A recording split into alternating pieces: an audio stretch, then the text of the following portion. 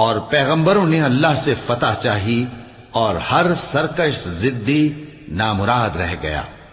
اس کے پیچھے دوزخ ہے اور اسے پیپ والا پانی پلایا جائے گا، وہ اس کو گھونٹ گھونٹ کر کے پیے گا اور گلے سے نہیں اتار سکے گا، اور ہر طرف سے اسے موت آ رہی ہوگی مگر وہ مرنے میں نہیں آئے گا، اور اس کے بعد سخت عذاب ہوگا۔ جن لوگوں نے اپنے پروردگار سے کفر کیا ان کے اعمال کی مثال راکھ کی سی ہے کہ آندھی کے دن اس پر زور کی ہوا چلے جو اسے اڑا لے جائے۔